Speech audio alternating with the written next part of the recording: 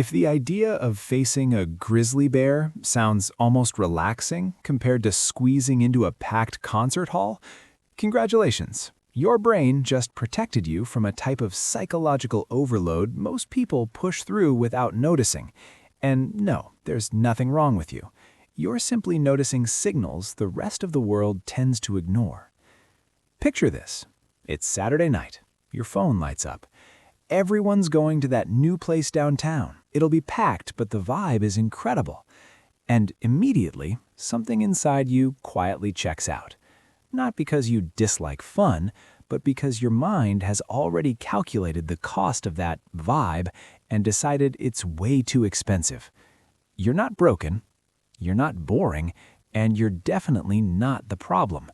Your brain is quietly playing four-dimensional chess while everyone else is still moving pieces on a checkers board. So let's unpack what's actually happening inside that high-resolution mind of yours. First, your nervous system doesn't really have an off switch, and surprisingly, that's not a flaw. Most people's brains come with a built-in noise filtering system. When they walk into a crowded space, their brain dampens most of the incoming sensory chaos, the loud laugh from across the room, flashing lights, dozens of overlapping conversations. Your brain does the opposite. It records everything. Every shift in posture, every micro-expression, every subtle change in tone or background noise. All of it gets processed in real time. Psychologists call this sensory processing sensitivity, or SPS. Around 15 to 20% of people have this trait, which means roughly 1 out of 5 people walks around with a nervous system permanently set to maximum input. It's like experiencing life in ultra-high definition, while everyone else is watching in standard resolution. And here's the interesting part. Your brain doesn't just notice things, it stores them. That tiny interaction from 2 weeks ago that everyone forgot, your mind quietly tagged it as potentially relevant and occasionally pulls it back up for analysis. This isn't overthinking, it's pattern detection at expert level. From an evolutionary standpoint, this heightened awareness used to be a huge advantage. While others were socializing around the fire, your ancestors were the ones hearing the rustle in the grass, noticing the poisonous berry, or sensing danger before it appeared. You weren't too sensitive. You were built for survival. Modern life, however, wasn't designed with deep processors in mind.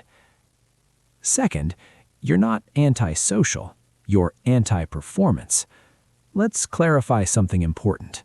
You don't dislike people. You dislike the performance. In large groups, many people are subtly acting. The "I'm having an amazing time" face, the exaggerated nodding, the cheerful smile that hides exhaustion. And you see straight through it.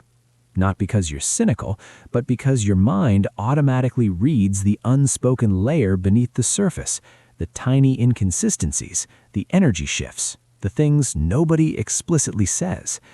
Psychologists sometimes describe this as heightened emotional and perceptual awareness.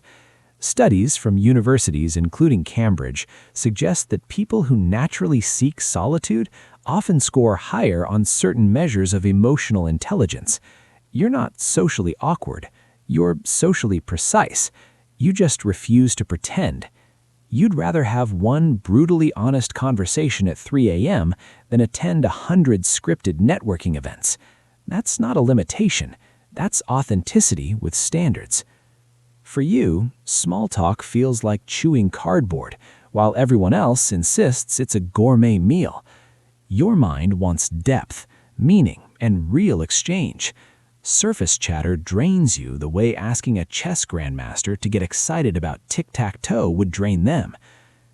Third, your reward system runs on a different chemical currency. For many extroverts, lively social environments trigger bursts of dopamine. Your brain, mostly silence.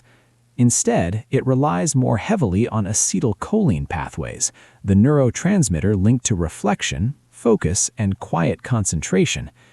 Reading deeply late at night, taking a long walk with no interruptions, sitting with your thoughts uninterrupted. Those are your real highs. Brain imaging studies show that introverted or highly sensitive individuals often have more dense gray matter in the prefrontal cortex, the region responsible for planning, self-regulation, and complex thought. So when you appear to be doing nothing, your brain is actually working intensely. It's connecting ideas, processing information, generating insight. You're not idle. You're composing internal symphonies while everyone else dances to background noise.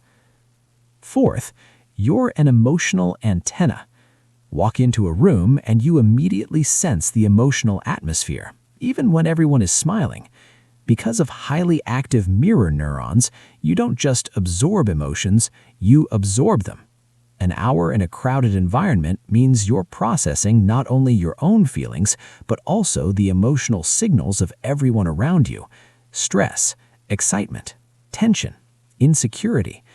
Imagine a computer server handling hundreds of simultaneous requests. No wonder it takes time to recover afterward. But this same trait also gives you a powerful ability. You notice people need before they say it.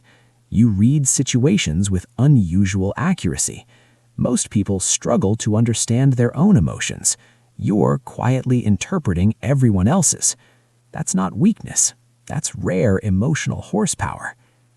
Finally, you're not escaping life. You're moving towards authenticity. Modern culture celebrates constant motion, noise, and visibility. If you're not always out, always sharing, always surrounded by people, it's assumed you're missing something. But many people eventually discover something you already know. Silence isn't emptiness. It's where insight appears. Solitude isn't loneliness. It's where you finally hear your own thoughts clearly. You're not rejecting life. You're simply opting out of environments that were never designed for minds that process the world deeply. The quietest places often hold the clearest truths. Your calm isn't withdrawal, it's independence. So the next time someone asks, "Why don't you go out more?" what they're really asking is why you won't exhaust yourself trying to fit into spaces that were never built for your bandwidth. You're not broken. You're not boring. And you're definitely not antisocial. You're wired for substance in a world addicted to noise. And that's exactly what makes you quietly magnetic. So tell me in the comments, are you team crowds recharge me or team I'd rather adopt a houseplant? Let's see how many deep processors are out there. And if this resonated a little too much, subscribe and check out the next video on screen. It explores another misunderstood strength of introverted minds that might feel uncomfortably familiar.